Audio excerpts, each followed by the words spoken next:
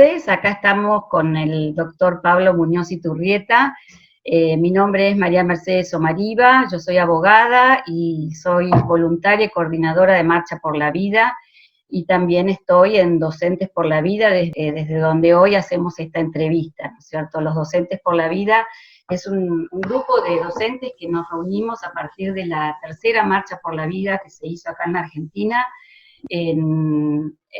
justamente compartiendo escenario. Los docentes hicieron un manifiesto y donde nos hemos puesto de acuerdo en enseñar la verdad y enseñar sin ideología de género.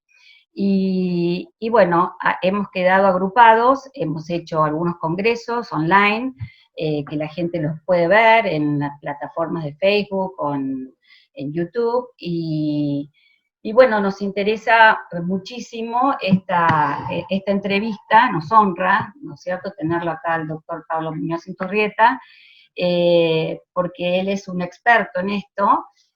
Lo voy a presentar. ¿Qué tal, Pablo? ¿Cómo estás? Bueno, el doctor Pablo Muñoz Iturrieta es doctor en filosofía política y legal, ha disertado en prestigiosas universidades como la Cambridge University en Inglaterra, la Princeton University en Estados Unidos, también en Estados Unidos en la Boston College, la University of Montreal en Canadá y otras. Sus conferencias son muy, muy concurridas y han adquirido un carácter internacional, habiendo dado conferencias presentando libros y artículos de investigación en más de 90 ciudades en Canadá, el país donde reside, y como así también en Estados Unidos, en muchísimos países: México, Argentina, Colombia, Costa Rica, Panamá, Perú, Ecuador, Italia, Inglaterra, Grecia, Alemania y Suiza. Es autor de uno de los estudios más completos denunciando la ideología de género. Su libro se titula Atrapado en el cuerpo equivocado: la ideología de género frente a la ciencia y la filosofía. Este libro, que lo tengo acá, el que realmente lo he leído hace más de un año y que realmente es excepcional, muy, muy bueno. Bueno, también es autor de otros libros, terminaste de escribir y publicar uno sobre libertad religiosa, y creo que estás trabajando sobre uno sobre ESI y sobre la educación de los hijos, ¿no? ¿Así es, Pablo? Así es, sí, ciertamente. Ahora estoy trabajando a full con el libro sobre la ESI, así que esta conversación va a ser buena también para presentar algunas de las ideas y cosas que trato ahí en esta nueva obra que espero salga cuanto antes. Sí, es tan urgente, ¿no? En los tiempos en que vivimos. Bueno, mira, en principio quería plantearte, a ver si vos nos podés contar un poquitito a los docentes, a los padres y a todos los que nos escuchan, si nos puedes contar acerca de la ideología de género en general, para hacer un breve resumen, una introducción, un poco hablar sobre la conexión con la ESI y todos estos fundamentos pseudocientíficos y pseudofilosóficos, ¿no es cierto?, que se dan para explicar todo esto, ¿no es cierto? Ciertamente, sí, sí, sí. A ver, con el tema de la ESI, yo diría lo siguiente. Nunca tal vez en la historia de la humanidad hemos visto un avasallamiento tal de la educación, una educación que siempre se ha reconocido a los padres como los primeros educadores de sus hijos, y los padres que luego, en conjunción con distintas instituciones que siempre han sido instituciones elaboradas por las mismas familias, por las mismas necesidades de la comunidad, de la sociedad, que dieron lugar a lo que fueron las primeras escuelas, que dieron lugar a lo que de hecho terminó convirtiéndose allá por el año 1200, alrededor del año 1250, en las primeras universidades en el medioevo, ¿no? La universidad tenemos el caso de Oxford, de Cambridge, la Universidad de Bolonia en Italia, después la Universidad de París. Pero con el advenimiento de la Revolución Francesa y luego con una idea totalitaria del Estado, es cuando el Estado se apropia, por así decir, de un montón de instituciones que podríamos llamar intermedias, instituciones que pertenecen propiamente a la comunidad. El Estado las estatiza en una especie de totalitarismo. Una de esas es la educación. la educación, que bajo el argumento de educar a todas las personas, de hacerla pública, muchos en su momento se creyeron esa especie de presupuesto de que hay que educar a todos, lo cual es algo bueno, ¿quién va a negar eso? Pero sin embargo, el Estado se tomó un rol que propiamente no le corresponde. Y entonces hay que notar lo siguiente, y aquí esto es lo importante. La educación sí o sí, siempre por definición, por así decirlo, es dogmática. ¿Por qué es dogmática? En el sentido de que un niño va a la escuela, por ejemplo, y el maestro le va a enseñar algo y le va a imponer un cierto conocimiento. Ahora, cuando digo que es dogmático, no lo digo en un sentido negativo, porque yo fui a la escuela pública, por ejemplo, en mi pueblo, en la cordillera, en la montaña, en San Juan, y ahí aprendí a leer, aprendí a escribir, aprendí los rudimentos básicos de matemática, aprendí un poco de historia, un poco de geografía, todas las cosas que uno aprende en la escuela primaria. Yo estoy muy agradecido a los maestros que me formaron en esos primeros años de la infancia. Pero la educación sí o sí es dogmática. ¿Y eso qué significa? Significa que sí o sí, al momento de educar a los niños, vamos a tener que tener una pelea entre las distintas visiones filosóficas de qué es lo que se le debe enseñar a ese niño. Y eso es lo que estamos experimentando hoy en día. Porque tal vez hace 30 años, incluso más, dentro de todo se respetaba una cierta tradición filosófica, una cierta tradición acerca de lo que es el ser humano, una cierta tradición basada más en lo que es nuestra civilización occidental. Pero sin embargo, hoy en día lo que estamos viendo es una lucha de ideologías por tratar de dominar la educación de nuestros niños. Y aquí entonces es donde vemos esta pelea dogmática. Aquellos que proponen una visión más digna del ser humano, basado en el respeto, en su dignidad, en su totalidad como ser humano. De hecho, yo creo que ese es el propósito, por así decir, básico y fundamental de Docentes por la Vida. Defender aquello que es más sagrado en el ser humano, que comienza con la vida, por ejemplo. Pero hay toda una visión que ustedes tienen con respecto a lo que debe ser el ser humano.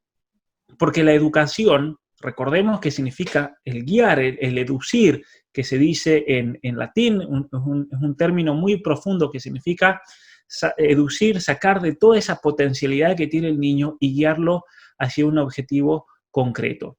Ahora bien, tenemos entonces que en la educación plantearnos qué tipo de persona queremos que ese niño sea cuando, por ejemplo, se reciba y tenga 17 o 18 años.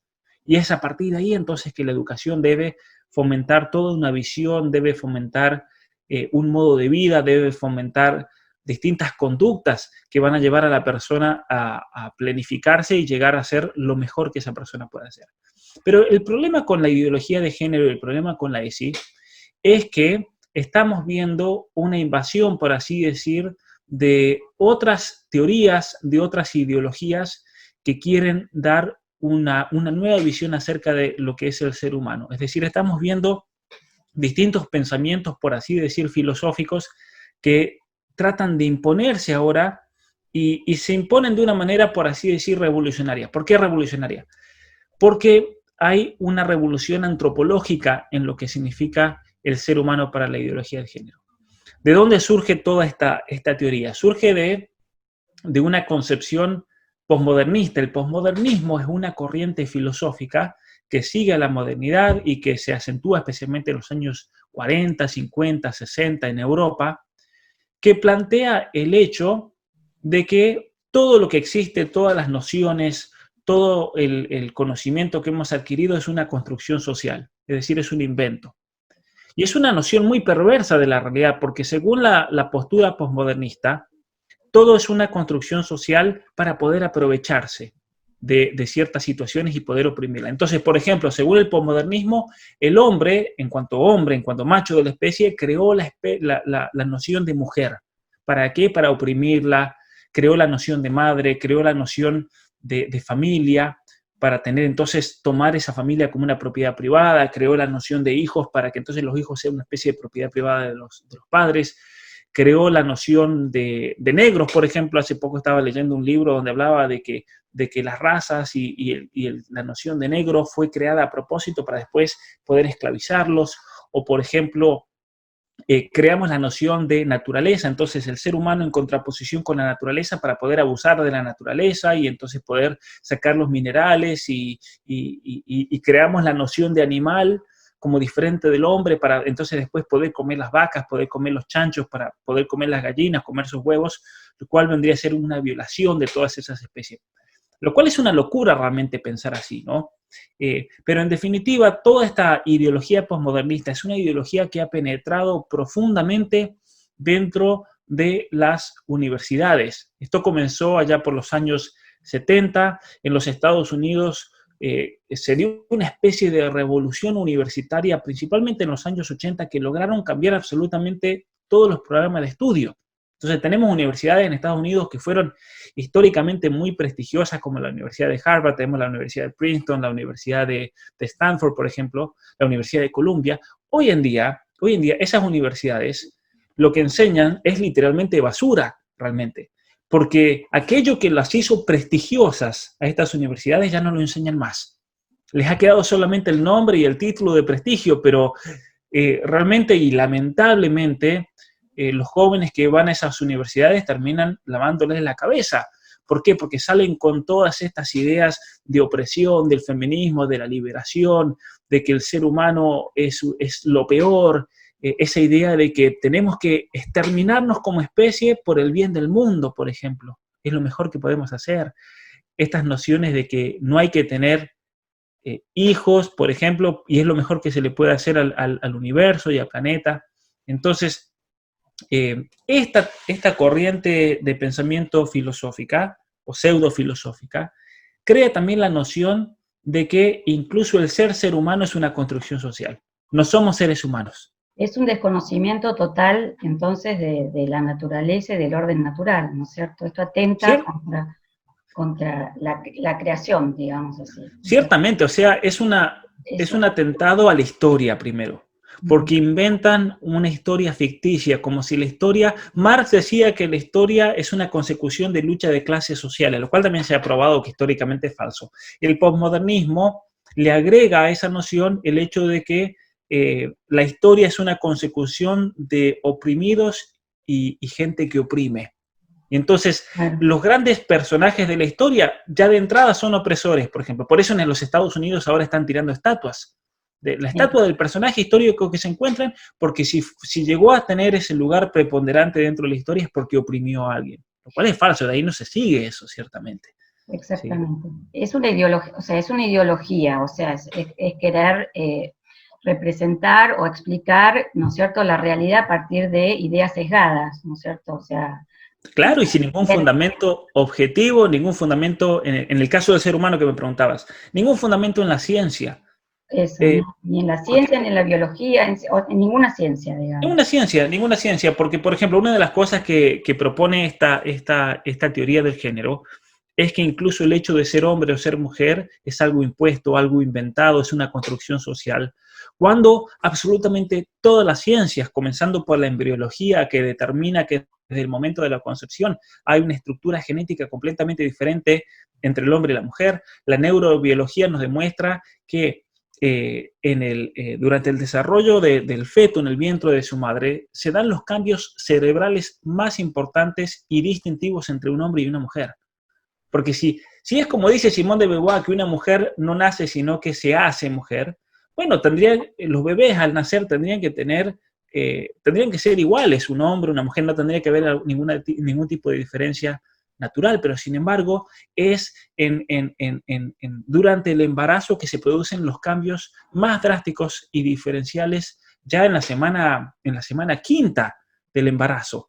Ya comenzamos a ver cambios absolutos en cuanto a la estructura cerebral, en cuanto a la estructura de distintos organismos, por ejemplo los genitales, es a partir de la semana quinta. Ya para la semana séptima está determinado y está desarrollado ya el genital si es de un varón o de una mujer. De hecho, hoy en día, aquí en Canadá, en los Estados Unidos, está la tecnología ya para en la semana sexta. Los papás, muchas veces aquí en Canadá los papás se enteran a la mamá que está embarazada, porque claro, cuando una mujer se pregunta si está embarazada o no está embarazada, porque no le vino el periodo, entonces dice, capaz que estoy embarazada, porque pasaron 4 semanas y me tenía que haber llegado, van al médico y en esa primera cita Aquí en Canadá, por ejemplo, se puede descubrir si es un varón o una mujer. Por la tecnología. ¿Por qué? Porque ya están los desarrollos, el cuerpo ya ha liberado las hormonas, el cuerpo del bebé, ya se han desarrollado los genitales. Es increíble realmente hoy en día con la tecnología todo lo que podemos saber. Pero la ideología de género deja totalmente de lado toda esta filosofía posmodernista deja totalmente de lado el dato científico, que es esencial para poder discernir estas cosas. Obviamente que es la filosofía la que después nos va a dar las nociones de persona, las nociones de naturaleza humana, pero tenemos que tener en cuenta el dato científico, el dato biológico. Aristóteles ya lo decía, para conocer el ser humano debemos comenzar por la biología, porque es lo que vemos del ser humano. Y a partir de la biología ir penetrando acerca de su realidad. Exactamente. Sí, es difícil justamente poner en perspectiva, digamos, todo lo que deja de lado la ideología de género, porque en realidad pretende inventar un mundo, ¿no es cierto? Dejando de lado la ciencia, lo natural. En realidad es un desconocimiento al ser humano. En el caso del aborto lo vemos muy, muy drásticamente porque lo desconoce directamente, desconoce su existencia desde la concepción, ¿no es cierto? Desconoce la existencia del ser humano. También desconoce esto de que los seres humanos somos seres sexuados, que somos XX, XY, y pretende volcar todo, ¿no es cierto?, tratando de imponer de alguna manera una nueva visión a partir de cambios semánticos, ¿no? O sea, empieza a llamar las cosas de diferente manera para tratar también de esa manera cambiar un poco la realidad. Vos en el libro hablás, ¿no es cierto?, de de qué manera se fue imponiendo toda esta ideología de género, ¿no es cierto? Y también mencionás todo el concepto, todo el contexto internacional, todos los sujetos de derecho internacional que empiezan a moverse en pos de justamente imponer, aunque no se note muchas veces, toda esta ideología de a poco, ya sea en las academias, ya sea en las leyes, que contrarían igual las constituciones nacionales, bueno, de diferentes maneras, ¿no es cierto?, a través de actos de gobierno. Nosotros acá en Argentina tenemos la ley Micaela, por ejemplo. Bueno, de diferentes maneras, ¿no es cierto? Pero me gustaría que nos cuentes un poquitito todo digamos, todo este contexto geopolítico o internacional, cómo surge todo esto y cómo se pretende dar a toda esta ideología carácter de derecho humano, ¿no? Que esto justamente contrario al ser humano, que es paradójico. Claro, sí, ciertamente. Bueno, la cuestión geopolítica es muy interesante, es una cuestión compleja, como todas las cuestiones humanas también. Pero para hacer un resumen que vaya al punto de esta cuestión, recordemos que a principios y durante los 1920 hubo en los Estados Unidos una especie de revolución sexual feminista que fue liderada por Margaret Sanger, que es la fundadora de Planned Parenthood. Planned Parenthood es la compañía abortista internacional más grande del mundo. Ellos tienen más... La IPPF. La IPPF, ¿cierto?, que tienen más de 60.000 locales, clínicas en todo el mundo, y después, no solamente trabajando como IPPF, sino que en muchos lugares ellos se esconden bajo el paraguas de otras fundaciones. Por ejemplo, en México está Profamilia, en Argentina la Fundación Huésped, la Casa Fusa, son todas asociaciones que tienen una conexión muy profunda con esta IPPF y cómo funciona y demás a nivel mundial. Entonces tenemos por un lado el propósito eugenésico que tenía esto, nunca hay que olvidarlo. Margaret Sanger, ella realiza toda una campaña para imponer el aborto en el mundo, principalmente por tres razones: para eliminar a los negros, era una mujer profundamente racista, eugenésica, para eliminar a los discapacitados del mundo, como pasa, por ejemplo, hoy en día. En Islandia no nace absolutamente ningún niño con síndrome Down. Tengo casos de amigos en los Estados Unidos, por ejemplo, el caso de una amiga, recuerdo que allá por el 2010, 2011, ella quedó embarazada en el matrimonio, primer bebé, y resulta que tenía síndrome Down, se lo detectan. Aquí en Canadá, por ley, es obligatorio que en la semana número 12 se haga un test de síndrome Down a los bebés, y eso es para eliminarlos, porque lo primero que hace el médico, en general, salvo que te toque un médico pro vida, con sentido y conocimiento, el protocolo del gobierno es que se les ofrezca el aborto, por ejemplo. En Islandia hay 0 niños con síndrome Down, y alguno me dirá, bueno, porque es una población de 325.000 habitantes. No, no es por eso, porque incluso una población de 325.000 habitantes tiene que haber un número determinado, siempre se da por una cuestión genética de niños con síndrome Down. Se eliminan, una cuestión eugenésica. Margaret Sanger quería eliminar a todos los discapacitados del mundo. Muchas veces, por ejemplo, uno dirá, bueno, ¿y qué pasa si el niño, por ejemplo, nace con algún problema genético, nunca se le descubrió el vientre materno? Es lo que hay en Holanda. En Holanda hay eutanasia. Ahora muchos se están sorprendiendo porque Holanda quiere hacer eutanasia para niños menores de 12 años. Pero en Holanda la eutanasia es legal a partir de los 12 años y desde el momento del nacimiento hasta el primer año del bebé. Es increíble. Eso es en Holanda. Aquí en Canadá quieren legalizar la eutanasia para niños recién nacidos, porque muchas veces pasa que los papás no se dan cuenta, nunca descubre el médico que tienen una deformación, un problema genético, un problema de salud, y entonces están pidiendo que durante los primeros días se pueda matar el bebé. O sea, aquí en Canadá la eutanasia es legal, pero no es legal para niños. Entonces es una de las cosas que quieren hacer, es una locura realmente. Eso es lo que quería Margaret Sanger. Y lo otro que Margaret Sanger quería era eliminar a los pobres, porque Margaret Sanger decía, por ejemplo, el caso de Latinoamérica, hay muchos pobres, la manera de eliminar la pobreza es matándole los hijos, de tal manera que esa gente, al no reproducirse, ya no van a haber pobres. Lo cual también aquí hay un error científico gigantesco, porque ellos presuponen como el error gigantesco que hay en el Código Penal argentino de 1921, presuponen que si una persona tiene un problema de discapacidad, un problema de pobreza, un problema de conducta, de lo que sea, eso se lo va a transmitir al hijo. Y eso es mentira. Eso es mentira, eso no es así.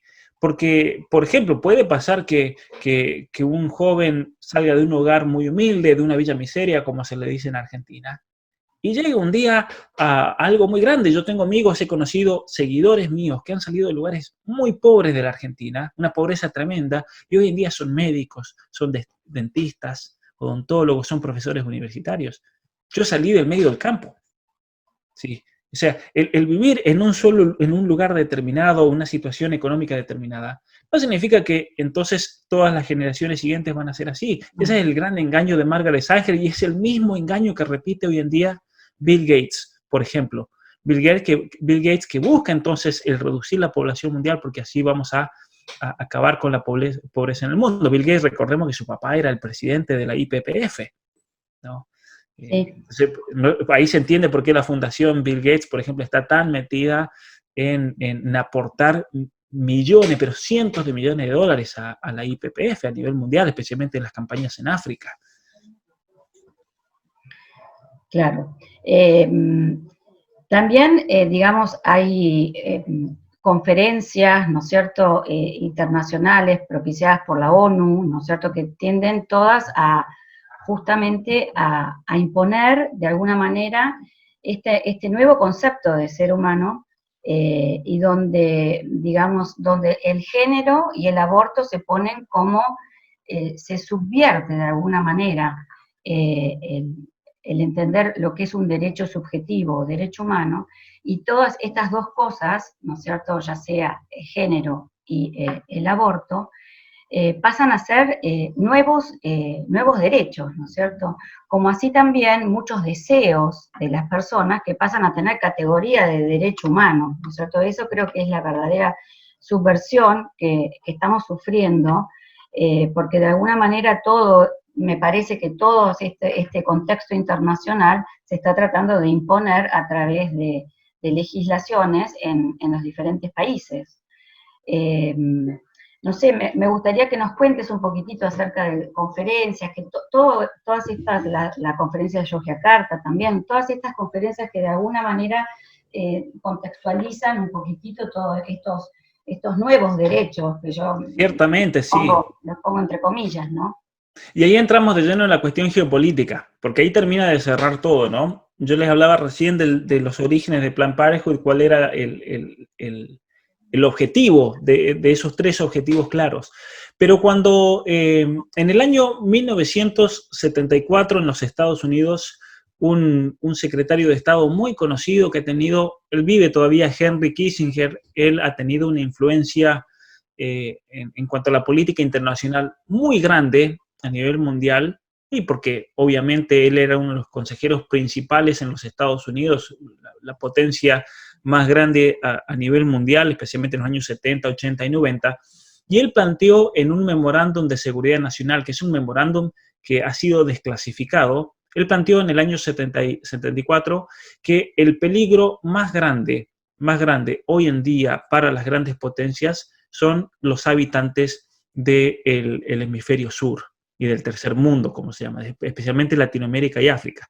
Y ahí en ese memorándum y después en otros escritos, ellos le tenían miedo a dos países principalmente, a México. Recordemos que hoy en día México, por más campañas que han hecho de esterilización, de aborto y demás, de anticoncepción, tiene 130 millones de habitantes, y el otro país es Colombia, que hoy en día, a pesar de que tiene niveles bajísimos de fertilidad, niveles bajísimos de nacimiento, tiene 70 millones de habitantes. Entonces, a esos dos países los veían como muy peligrosos.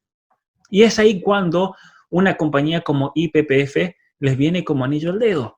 ¿Por qué? Porque en ese momento el gobierno de los Estados Unidos podía actuar indirectamente en la política de otros estados, por medio de una fundación como YPF. Y es así entonces que los Estados Unidos le encarga a YPF que a través de las Naciones Unidas comiencen a hacer conferencias de la población. La primera que se hace es en Bucarest, año 1974, con el objetivo de disminuir la población mundial. Obviamente que fue un fracaso en ese momento porque los países del cono sur, especialmente liderados por Argentina, eso hay que reconocerlo, rechazaron de lleno las propuestas de la YPF en esa conferencia de la población de Bucarest del año 1974. Ahora, para los que les guste la economía, esto lo van a ver, van a encontrar algo muy interesante aquí. Cuando comienza la economía como ciencia, que fue un filósofo escocés llamado Adam Smith, él en su libro La riqueza de las naciones, él planteaba lo siguiente, que la riqueza de una nación provenía de la cantidad de territorio que tenga. ¿Por qué? Porque recordemos que en esa época, cuando Adam Smith escribe, las economías eran principalmente agrarias. Entonces eso tiene sentido. Si uno tiene solamente 1 hectárea para plantear soja, vas a poder llegar hasta cierto nivel, pero si tenés 100.000 hectáreas, vas a poder producir mucho más. Entonces Adam Smith plantea de que para que una nación sea poderosa, tiene que expandirse, y eso lleva a Inglaterra a extender y crear todo ese sistema de colonias que tuvo, porque era la única manera de Inglaterra de poder crecer y ser un poder mundial. Recordemos entonces que, y después en el siglo XIX, comienza a replantearse toda esta teoría geopolítica porque hubo algo que se llamó la Revolución Industrial. Entonces ya no necesitabas tantas tierras, ¿sí? Y es ahí cuando en el siglo XIX y principio del siglo XX, los pensadores de geopolítica y relaciones internacionales, y es la teoría que se maneja hoy en día, la riqueza de un país va a venir por la cantidad de gente que tenga. ¿Por qué se dice, por ejemplo, Mercedes, que en el año 2030 el poderío a nivel mundial lo va a tener la China, no los Estados Unidos? Porque la China tiene 1.000 millones de habitantes. Luego viene la India. Es decir, son esos países, obviamente que por cuestiones del comunismo, de corrupción y demás, les ha sido difícil llegar al punto como lo ha sido Estados Unidos, pero hoy en día, en cuestiones tecnológicas, la China realmente está avanzadísima, también por ayuda de ciertas corporaciones. Bill Gates también tiene un papel muy importante ahí porque él ha entrenado, por pedido del gobierno chino, Microsoft ha entrenado a una generación completa de ingenieros en la China.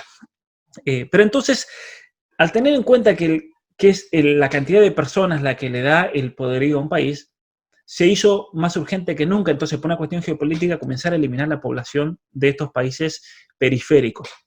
Y hacia ahí entonces cuando entra de lleno una serie de conferencias. En el año 94 se hizo una conferencia en el Cairo, en el año 95 sobre la población, ahí se planteó el aborto, la legalización.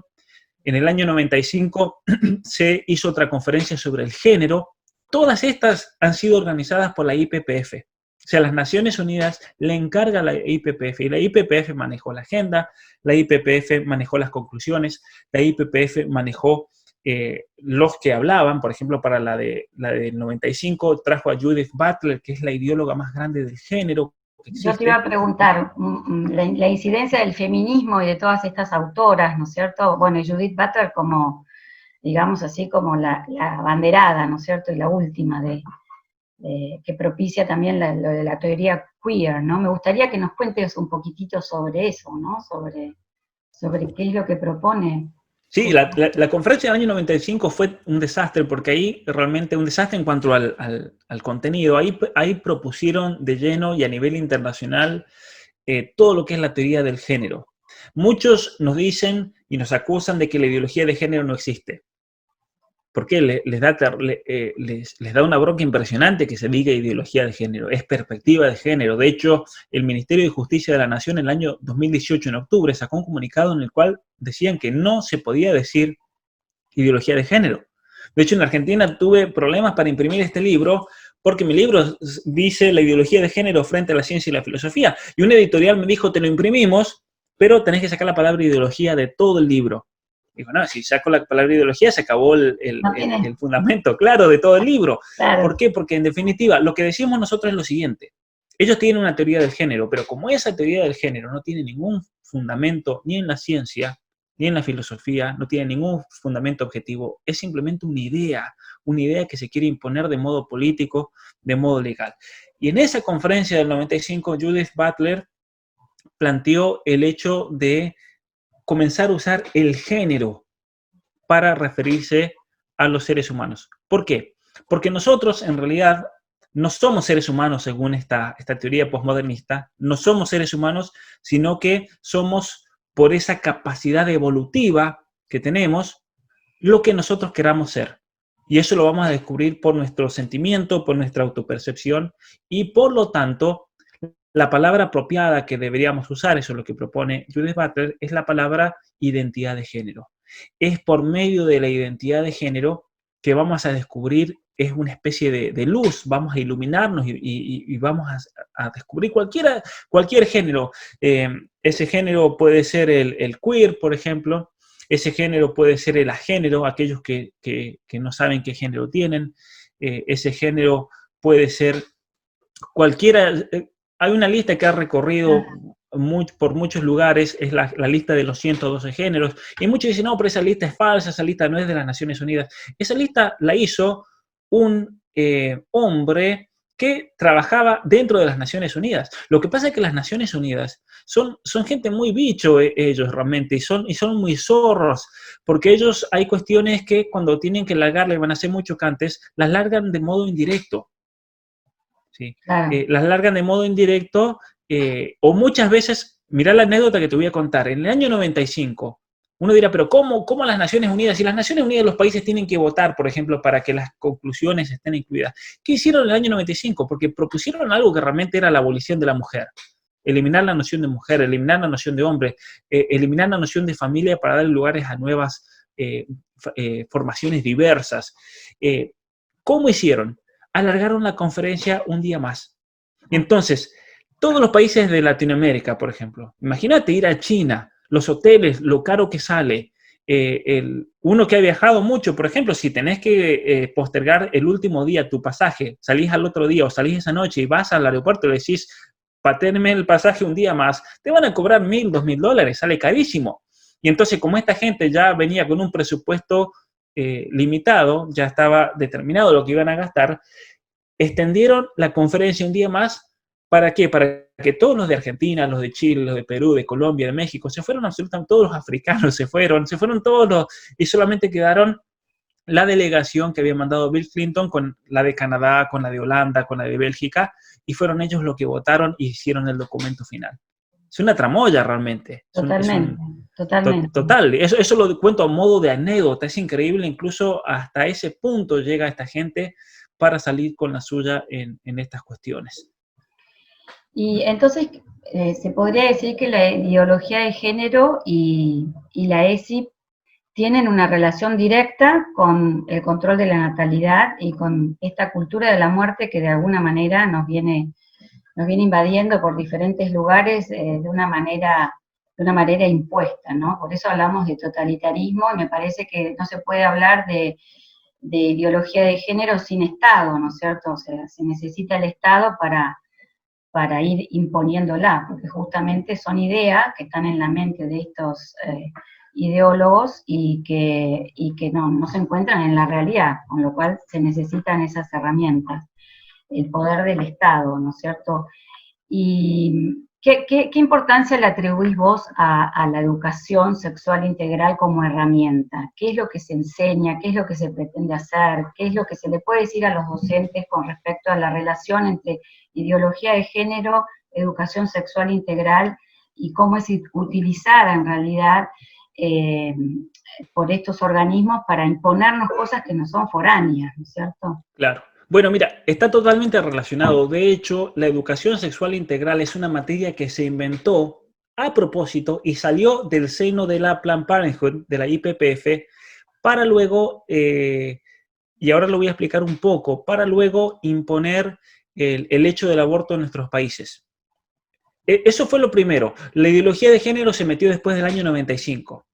Al principio no tenían esta visión o esta revolución antropológica acerca de lo que es el ser humano. Pero, ¿qué ocurrió? La pastilla de la anticoncepción, de hecho, surge por los estudios que fueron financiados por la IPPF. Porque la IPPF es la que logró que haya una especie de revolución sexual, que las mujeres podían tener sexo sin consecuencias, ¿no? Que la única consecuencia que tenían en vista era quedar embarazadas. Pero ¿qué pasó? La revolución sexual de los años 60 y 70 trajo en los Estados Unidos un problema gigantesco de enfermedades de transmisión sexual. De hecho, de ahí surge, por ejemplo, todo el drama del SIDA, ¿no? del VIH, entre otras enfermedades como la clamidia, como la sífilis, y que tiene, ahora voy a explicar una relación también muy, muy estrecha con la educación sexual. Pero lo interesante es que estas enfermedades de transmisión sexual en la revolución de los 60 ocurrían generalmente en personas en 20, 30, 40 años. Es en esa población. Ese dato hay que prestarle mucha atención. Las enfermedades de transmisión sexual aumentaron entre el 67 y el año 1971 un 165%. Y entonces, como comenzó a haber una calamidad de enfermedades de transmisión sexual en los Estados Unidos, vino Planned Parenthood para presentar la solución, crear una organización llamada CIECUS. ¿Qué significa CIECUS? En inglés es una asociación que se dedica a la información y educación de la sexualidad en los Estados Unidos. ¿Sí? Sex Information Education of the United States, CIECUS, y ahí queda el nombre. Eso es el origen de la educación sexual en los Estados Unidos. Y entonces, ellos en vez de aconsejar a los jóvenes, por ejemplo, que no tengan sexo, lo que les dicen es que tengan sexo seguro. Y la Planned Parenthood, y esto ya ha sido todo revelado, vio en eso una estratagema perfecta para aumentar los números de abortos. ¿Por qué? Porque ellos se dieron cuenta de que si a los jóvenes les comenzaban a predicar sexo seguro, sí o sí, iba a haber un número altísimo de mujeres que iban a quedar embarazadas. Y una de las cosas que hizo Planned Parenthood, y eso lo reveló una de las directoras de Planned Parenthood en un documental que salió en el año 2010, que se llama Blood Money, el dinero de sangre, ella contó cómo dentro del comité directivo de Planned Parenthood diseñaron que las pastillas anticonceptivas que el gobierno de Estados Unidos le pagaba, porque iban a la escuela, repartían como hace la Fundación Huésped en Argentina, eso no hacen por caridad ni gratis lo que hacen, sino que es un negocio millonario, repartían pastillas que tengan bajos niveles de hormonas sintéticas para que las chicas queden embarazadas y les daban profilácticos de muy mala calidad para que se rompan. Entonces tenían un negocio por dos lados. Primero, vendiéndole al gobierno de los Estados Unidos para que reparten esto en las escuelas y todos los planes de educación sexual, y por otro lado, cuando esas chicas quedaban embarazadas, les hacían el aborto. Un aborto que cuesta entre $500 y $5,000, dependiendo de la semana. Entonces fue un negocio gigantesco para Planned Parenthood. Planned Parenthood fue la que, y es actualmente la que diseña los planes de educación sexual. Porque de hecho en Argentina cuando se diseñan los planes de educación sexual, eso tiene derecho de autor. Entonces no es que Argentina puede diseñar un plan de educación sexual y darlo gratis ni nada. No, tienen que pagarle. Y en Argentina los contratos con quién se han hecho, con la Fundación Huésped. ¿Por qué? Porque la Fundación Huésped en la Argentina es una organización que en definitiva no es Fundación Huésped, tendríamos que decirle Plan Parejo también. Trabajan para ellos. De hecho, son los mismos gráficos, son los mismos materiales que simplemente se traducen. No tienen nada de originalidad, por ejemplo, todos estos textos. Son los textos que se usan en Canadá, son los textos que se usan en Argentina.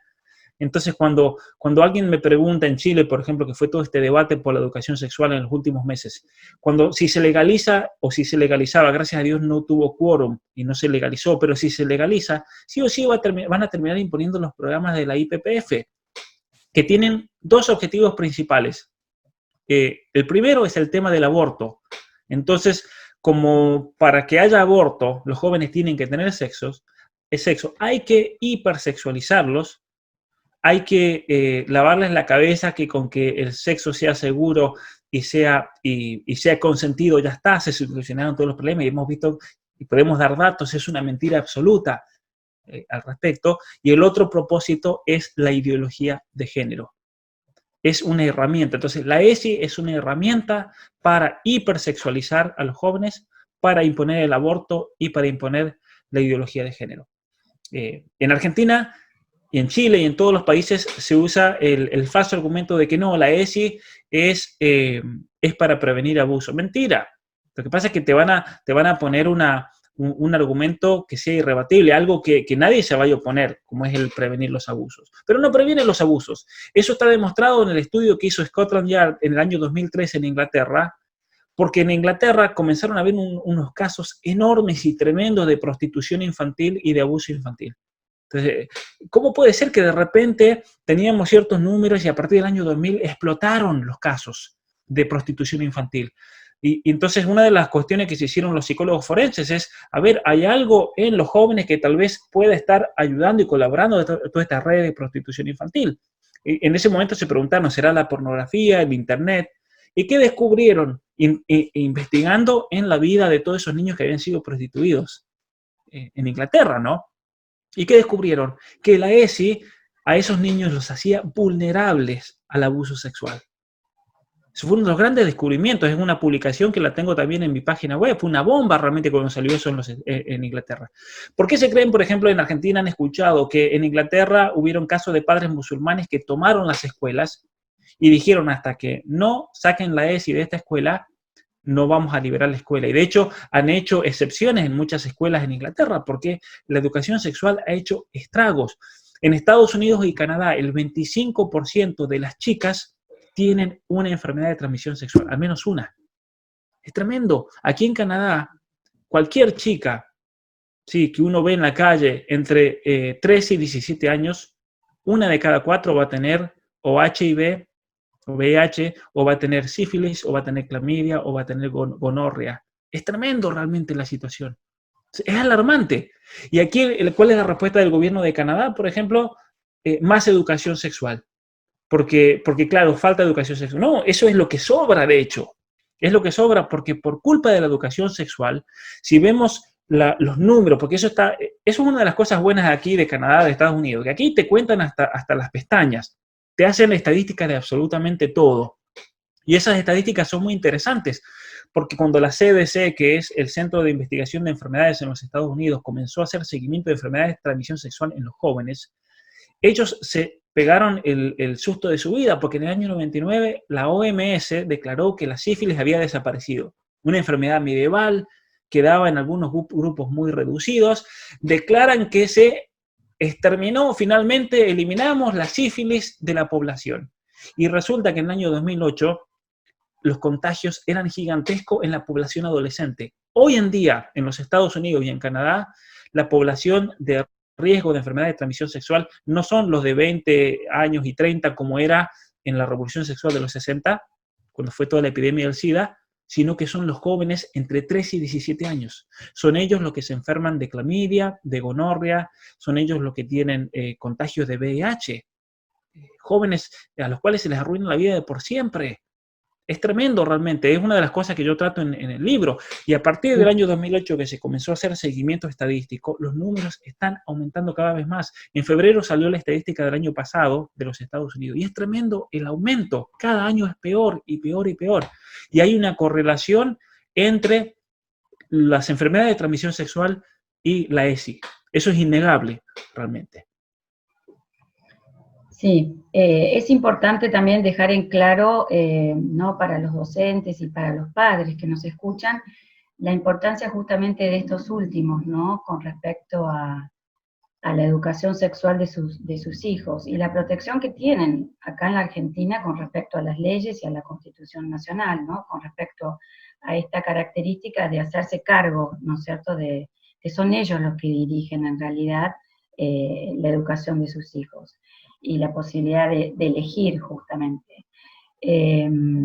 Eso es importante, ¿no es cierto?, dejar en claro porque esta educación sexual a la que vos te hacías referencia tiene que ver con una educación genital, ¿no? No toma en cuenta al ser humano en su totalidad, ¿no es cierto? Dejando No, y le da un lugar exageradísimo al sexo también. Claro. Le da un lugar exageradísimo. Mira, una mamá de Misiones, provincia de Misiones, me envió una tarea que le dieron a su hija de 6º grado, es decir, una niña de 11 años. Y es tremendo porque me dijo, mirá, Pablo, lo que les mandaron a mi hija. Y mira, el texto, voy a leer solamente unos pedacitos. Esto es del jueves o miércoles de esta semana. Una de las cosas que dice ahí es que el sexo es uno de los fundamentos de la experiencia humana. Decía un joven que le dicen eso, dice, bueno, si no tengo sexo, entonces no tengo experiencia humana. Claro. ¿Sí? El sexo es la forma en la cual cada uno expresa, comunica, siente, da y recibe placer con la palabra y con los 5 sentidos de su cuerpo sexuado. Es decir, hasta el mirar, hasta el oír es sexo. Es una locura realmente. Me hace acordar, por ejemplo, un texto que se hizo público, lo hice público hace poco, gracias a seguidores, también mamás que me mandaron fotos de un manual de México de biología, en la cual una madre le estaba dando un abrazo a la niña, y en la parte de abajo decía, aunque te parezca raro, la mamá y la niña están teniendo relaciones sexuales. Es decir, todo se sexualiza. Y entonces, para un niño, es verdad cuando uno dice, por ejemplo, y es muy cierto, es muy certero cuando uno dice que la ESI busca hipersexualizar, porque a todo se lo categoriza como sexo. Es tremendo. Por un lado te niegan la realidad del sexo, esta es la gran paradoja, te niegan que seas hombre, que seas mujer, pero por otro lado tratan de sexualizar absolutamente todo, hasta el cariño que hay entre una madre y una hija. Es una perversión realmente. Totalmente, tremendo, la verdad que es tremendo. Bueno, sé que en Canadá, en el país donde residís, todo esto está muy, muy avanzado, ¿no? ¿Qué nos puedes contar de eso con respecto a la educación sexual, con respecto a los maestros, a la responsabilidad que tienen, con respecto a qué enseñar, cómo enseñar y qué margen de libertad tienen, que creo que no es mucha, ¿no? No sé, ¿qué nos puedes contar? Bueno, mira, en Canadá la situación es tremenda. En Canadá tenemos, por así decir, 2 niveles. Un nivel es el nivel federal, que son las leyes que te impone, como el caso de la ESI en la Argentina, la ley de identidad de género, la ley Micaela, que funciona a nivel, sea en la provincia que uno esté, se imponen. Y las leyes son tremendas realmente. No significa que todo el tiempo se cumplan, porque yo creo que tienen miedo hoy en día, especialmente el gobierno liberal, de un rechazo muy fuerte de la población al respecto de todo esto. Pero por otro lado tenés lo que se llama la educación sexual de las escuelas. Y eso varía. La educación sexual de las escuelas varía de acuerdo a las provincias. Tenemos provincias como Alberta, por ejemplo, de Saskatchewan, que son más conservadoras, en las cuales no ha penetrado tanto esto. Pero tenemos provincias en Ontario que llegó a un punto terrible. Para dar un ejemplo, con cuestiones que no tienen nada que ver con la sexualidad, pero para que se vea lo ilógico de la propuesta. Aquí en Ontario está prohibido para menores de edad, no solamente en la escuela, sino que en los partidos de fútbol, de hockey, de rugby, no pueden contar los goles. No se puede. ¿Por qué? Porque el que gana sería... Perdón, ¿cómo es eso? No se pueden contar los goles. No se puede. Por ejemplo, yo tengo amigos de la provincia de Alberta que se acaban de mudar hace unos meses aquí a Ontario. Las hijas son altísimas, están en edad secundaria y están jugando en un equipo bastante importante aquí de vóley. Su objetivo es para las 2 hijas jugar en la selección de Canadá de vóley, pero no pueden contar los goles. Entonces las hijas estaban furiosas. ¿Cómo no podemos contar los goles cuando hacemos un tanto? No se puede. ¿Por qué? Porque eso establece una relación de opresor y oprimido. Ese es un ejemplo clásico para demostrar cómo esta ideología posmodernista se mete hasta entre esas cosas. O sea, en definitiva, se pretende un antagonismo todo el tiempo, llevado hoy a, bueno, hombre y mujer y lo que fuere, y al mismo tiempo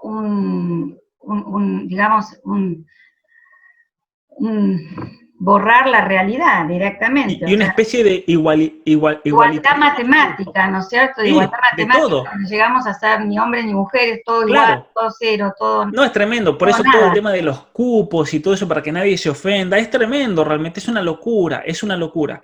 Ahora, con el tema de la educación sexual en Canadá y aquí en la provincia de Ontario, que fue terrible, es importante recordar que cuando se impone el año 1995, tenía un sesgo muy ideológico, hipersexualizador, más que nada con respecto a los derechos sexuales, pero luego en el año 2010 se hace una reforma de la educación para meter de lleno toda la cuestión de género. Un dato interesantísimo, quien redactó y quien preparó todo el proceso de los manuales de educación sexual, hoy está en la cárcel. ¿Por qué? Por pedófilo. Benjamin Levin, que era el ministro de Educación de Ontario, hoy en día está en la cárcel por pedófilo. Y una de las cuestiones, y esto va para todos los maestros para que vean lo importante de esto, cuando la policía de Ontario le confiscó la computadora a él, descubrieron un montón de chats que él había tenido en redes de la Deep Web, que se llama, con otros pedófilos, donde se repartían videos y se repartían imágenes pornográficos infantiles y demás de abuso de niños. Y una de las cuestiones que él le dice en el chat a muchos de sus amigos es que los niños iban a estar más fáciles que nunca con el nuevo programa de educación sexual. Eso es interesante, ¿no? O sea, un pedófilo, y esto que se lo graben bien, para un pedófilo, la ESI es lo mejor que le pueden hacer. Porque los niños, como decía él, van a estar más fáciles que nunca. Se van a convertir en mucho más vulnerable a cualquier tipo de ataque sexual. Porque de alguna manera, justamente, eso es lo que, en pos de una media verdad, digamos, de proteger al niño, de que sepa, de que conozca, etcétera, en realidad lo que se hace es bajar las barreras de vulnerabilidad, ¿no es cierto? Y claro, porque es tremendo. Mira, te voy a dar un ejemplo. Cuando yo fui a California en el año 2007, creo que fue, que estaba en la universidad, en el verano, fui a trabajar en un programa de educación y era obligatorio en el estado de California hacer todo el curso de educación sexual integral, año 2007. Entonces yo lo tuve que hacer creo que fueron 2 o 3 tardes consecutivas para poder enseñar y estar con niños. Y era tremendo, Mercedes, era tremendo las cosas que nos enseñaban. Pero era tan fuerte que yo recuerdo que habían algunas chicas, y estoy hablando de chicas de 20, 22, 23, 24 años, que se pararon y se fueron porque no podían seguir aguantando la descripción de actos sexuales que hacían. Era tremendo. Era más que nada una enseñanza de la genitalidad, como decías. Era enseñar todos los tipos habidos y por haber, incluso perversiones sexuales. Y yo lo que no podía creer es que esos contenidos que nosotros recibíamos como educadores, lo que sea, era lo que se les enseña a los niños en el programa de educación sexual integral en California. Es tremendo realmente. Es tremendo porque se le saca toda la inocencia a un niño también.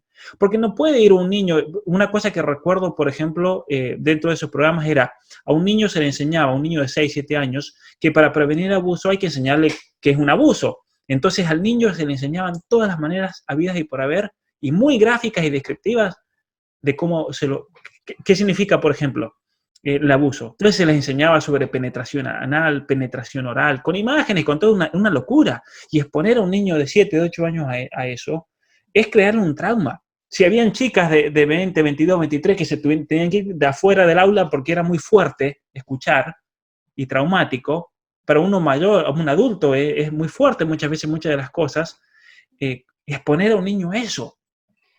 De alguna manera, entonces, toda esta ideología de género y la ESI son herramientas de una revolución sexual que viene justamente a subvertir una manera de, digamos así, de concebir al ser humano, una visión antropológica, y no deja de ser agresiva y justamente lacerante, ¿no? Y toman a los niños como justamente como forma y como manera de provocar ese cambio, ¿no? Es un poco así. Sí, ciertamente. Y después con el tema de las leyes que iba a aplicar de Canadá y que eso aplica también en la Argentina, lo vi también en Chile. Aquí en Canadá se han pasado leyes terribles Y luego usan esas leyes como una excusa, porque dicen, no, pero si esto es ley en Canadá, entonces los niños lo tienen que saber. Como pasa en Argentina, está la ley de matrimonio igualitario, está la ley de identidad de género, entonces los niños hay que enseñarles. Y eso es una falacia también. ¿Por Claro. qué es una falacia? Porque en Argentina hay 1000 leyes y no se les enseña a los niños, porque no es el momento apropiado tampoco, no corresponde. No se les enseña cualquier... Entonces también hay que tener en cuenta esa falacia, esa trampa ideológica que nos quieren meter, porque muchos padres les ponen ese argumento y no saben qué decirle. Pero ¿cuántas leyes existen que nunca se les enseña a los niños? ¿Y por qué se tiene que enseñar eso a los niños? Incluso, Pablo, en Argentina la ley de educación sexual integral en su artículo quinto resguarda el ideario del colegio o de la institución, y el artículo noveno también protege a los padres, ¿no? Que tienen que saber qué es lo que se les enseña y tienen que compartir, ¿no? Todo lo que se le imparte en materia de educación sexual. Así que eso también es muy importante, que los padres lo sepan y que los docentes también lo sepan, ¿no? Que en Argentina están amparados por la legislación. Casualmente el sábado pasado hicimos un congreso online, los docentes por la vida, y bueno, tratamos ese tema, una doctora en ciencias jurídicas y politóloga, trató justamente eso, ¿no? La importancia de tener en cuenta el ordenamiento jerárquico de las normas y saber que esas normas, como decís vos, sí están, pero no pueden vulnerar todo, digamos, la jerarquía y las cosas que protegen nuestra Constitución y nuestras leyes, ¿no es cierto? O sea, esas leyes Claro, sí. están, pero hay otras. Y está la Constitución sobre todas las cosas, están los pactos internacionales, el tema de la protección de los niños, está la figura de corrupción de menores en la Argentina. Por eso yo a todo padre que tenga una situación grave realmente con sus hijos, hay que perseguir a estos ideólogos, ya sea que vengan de fuera de la escuela, de alguna fundación, de asociaciones, de grupos de falsos derechos humanos, o incluso de docentes a veces que están totalmente ideologizados. No hay que dejarlo pasar, no hay que dejarlo pasar, y hay que hacer que la ley caiga con todo el peso que le corresponde. Porque aquí estamos hablando de la inocencia de niños, aquí estamos hablando de una figura, es una figura muy grave realmente la corrupción de menores. Y ciertamente que muchos de los ejemplos de abusos y situaciones que han ocurrido en el contexto de la ESI en la Argentina, entra de lleno en la corrupción de menores. Tal cual. Y aparte, bueno, también enseñar, digamos, el pretender enseñar al aborto como un derecho humano, ¿no? Como una cuestión de elección, y también los materiales que vienen del ministerio también hablan de construcción, hablan de toda esta cosa de que los chicos tienen que deconstruirse, jugar, hacer roles, Claro. cambiar de género, Bueno, ¿no? pero no olvidemos, Mercedes, por ejemplo, que la Open Society de Soros, hablando de la cuestión geopolítica, firmó a principios de marzo con el Ministerio de Educación de la Argentina un contrato por el cual ellos ahora están manejando toda la educación, desde el nivel primario al universitario. O sea, Claro. también abramos los ojos y démonos cuenta que aquí hay una cuestión a nivel internacional, una cuestión geopolítica, Sí. porque nos quieren brutos, no nos quieren como gente que salgamos hablando bien, que sepamos escribir, que sepamos expresarnos, que sepamos pensar. No quieren jóvenes y niños que sepan pensar, quieren jóvenes obsesionados con el sexo, con el género, con todos estos tipos de desviaciones sexuales. Es lo único que les interesa, porque ellos se dan cuenta, y estos son los ideólogos, no lo hemos hablado, pero los ideólogos de la Escuela de Frankfurt, que fueron los que inventaron en primer lugar la educación sexual en el año 1924, ellos se dieron cuenta de que si se podía hacer una revolución comunista en Occidente, como se hizo la revolución bolchevique en la Unión Soviética, se iba a lograr por medio de una revolución sexual. Entonces había que introducir programas de educación sexual integral en todos los países de Occidente. No lo podían hacer inmediatamente, pero fue el gran trabajo lento del posmodernismo penetrando en las universidades, y que hoy en día esa gente está en puestos de gobierno. ¿Sí? Tenemos a un Alberto Fernández en Argentina que es un títere, porque él no creo que tenga mucha idea de cuestiones filosóficas ni nada, pero es un títere realmente de todas estas fundaciones y de toda esta gente que es la que maneja la batuta en Argentina, ¿no? Y estas fundaciones que son tan poderosas como la Open Society, que está penetrando tanto en la Argentina, igual que la IPPF. Bueno, nos has dado, Pablo, la verdad, un panorama muy, muy vasto de la ideología de género, la educación sexual integral, de lo que pasa en Canadá. La verdad que desde Docentes por la Vida te agradecemos muchísimo, muchísimo este tiempo que nos diste. La verdad que vuelvo a recomendar tu libro, realmente es increíble, tiene muchísimos datos, pero es muy, muy, muy ameno y muy, muy, muy llevadero y muy, muy esclarecedor, muy esclarecedor. Tocas el tema y bueno, nada, agradecerte realmente y bueno, espero poder verte otra vez. Y cuando vengas a Argentina, no sé, vernos. ¿Eh? Sí, muchas gracias, Mercedes, y para todos aquellos que estén interesados en el libro, este libro está disponible en Argentina en prácticamente todas las ciudades y las provincias. Es un libro que está a un precio prácticamente de costo a propósito para que todos lo puedan leer, puedan formarse y puedan aprender. Y especialmente, bueno, hay muchísimas maestras en Argentina que me escriben y me dicen, usan mi libro para educación sexual integral, porque ya que la tienen que dar a la materia, usan al Claro. menos contenido objetivo, contenido Claro. científico. Darle un Y, enfoque diferente, digamos. Diferente, porque claro, si tienen que enseñar sobre diversidad, si tienen que enseñar sobre género, bueno, al menos enseñemos a ver qué dice la ciencia sobre el género. Eso, y muchísimos estudiantes secundarios han leído el libro y les apasiona, me escriben muchísimos chicos, muchas mamás contentas, me han dicho, mi hijo nunca leyó un libro y a tu libro se lo comió, y mi hijo tiene 14 o 13 años o 15, entonces está escrito de una manera que le pueda servir a un profesional como también le pueda servir a un joven que esté interesado en estos temas, o un padre de familia que se quiera formar, y especialmente una maestra, un maestro que está en una situación especial, yo creo, y es importantísimo que se formen para que entiendan bien los principios, para que entiendan y puedan discernir realmente lo que está de fondo con todo esto.